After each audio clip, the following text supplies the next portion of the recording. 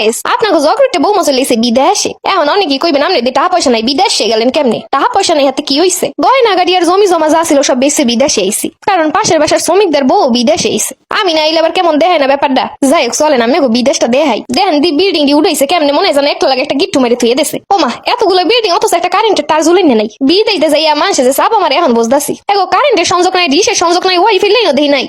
আর আমার বাংলাদেশ ঘরের সামনে অন্তত 50,000 তার ঝুলাই না থাকে না বিদেশের কানেকশন পছন্দ হইলো না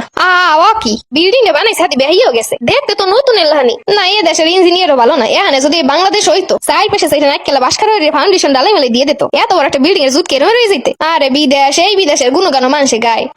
কি এতক্ষণ ধরে রাস্তার মাঝখানে খালি কথা কইছি এটা কোনো কথা একটা গাড়িও হর্ন দিলে না মেজাজটা গরম হয় না গাড়ির তলে পড়ে তোমার জীবনটা এখনই চলে যান দিছিলে আরে বাংলাদেশের কথা এখন কত যে মনে পড়ে রাস্তায় নামলে মনে হইতে যেন মিউজিকের ক্লাসে আসি এই সাউন্ডে চোখ কান সবসময় খোলা থাকতো আর বিদেশের রাস্তা আর এরা কি মানু না অন্য কিছু মানুষে কেমনে বুঝবে হর্ন না দিলে যে রাস্তায় গাড়ি চলতেছে এই যে আরেক জায়গার অবস্থা আরে গরিব দেশ এখন জমি জমা কিছু নাই এই নদীর সাগরের পাড়ে উড়ে তুইছে এতটি বিল্ডিং আর এই বিদেশে মানুষের লোক এখন কত যে কষ্ট লাগতাছে নাই ঘরের সামনে একটা রান্নাঘর গরু ঘরের কথা বাদই দিলাম এরা যে একটু সাত কৃষি করবো হে উপায় নাই এত বড় লম্বা বিল্ডিং বানাই তুইছে হ্যাঁ ওটা কেটা কিচিমিচি করবে না এগো জীবন আমাগো সে কষ্টকর কেটা কইছে আমরা গরিব রাষ্ট্র আমাগো দেশে যা আছে এরা জীবনে সহে দেখছে এরপর যে এই জায়গার পানি এটা বুলু কি লেগে বিষ না মিশাইলে তো পানি বুলু আর কথা না আর আমাগো বুড়ি গঙ্গার পানি ও দেখলি মনটা জুড়ে যায় বুড়ি গঙ্গাতে যখন লঞ্চটা সারে পরানটা জুড়ে যায় কি এরা কারা দেখছো মুই যে কইলাম এগো খাওনের জায়গাও নাই ঠিকই তাহারে বেড়ারা এই বনে জঙ্গলে খাওন খায় আর এরা যে স্বামী স্ত্রী কিনে কি বুঝেন না উপায় আছে এরা যদি মোর বাংলাদেশ হইতে এমনই সিপা চাপার মধ্যে সাংবাদিকরা ভরে যাইতে এরপর এরা স্বামী নেই স্ত্রী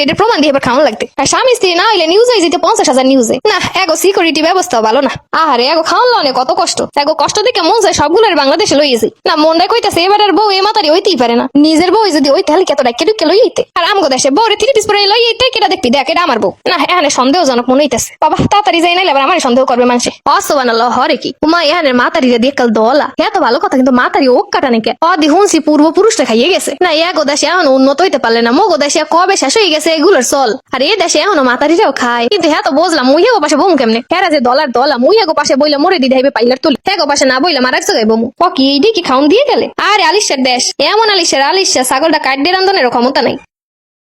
এই বিদেশের কথা মানুষে যে কত গপ্প কয় আর আমগো বাংলাদেশ একটুখানি একটা মুহূর্ত হইলো কাটতে আষ্টবাক করে রান্ধে আরে খোদা বাতের উপরে তুই দেশে আস্তা ছাগলটারে কয়টা বাস সালাই বাইরে রে খামু আর উপায় নেই না এই দেশের বেশি দিন থাম যাইব না এর মাছটা কাঁচা মাছ খাইয়ে মরে যাওয়ার আগে বাড়ি যাওয়া লাগবে আর আমগো দেশ আহারে মাছে ভাতে বাঙালি স্বাদই আলাদা দেশি মুরগির ঝোল আহারে কি স্বাদ তা যদি মাটির চুলায় রান্না এক গামলা ভাত খাইলাম যায় যে যাই কোক আমার দেশে কিন্তু সেরা না হলে কি আর 2 দিন পর নিউজ হইতো বিদেশে নারী বাংলাদেশে পুরুষের টানে নারীর টানে আজ পর্যন্ত তো বললাম না বাংলাদেশে নারী অন্য দেশে পুরুষের টানে তার মানে আমার দেশি সেরা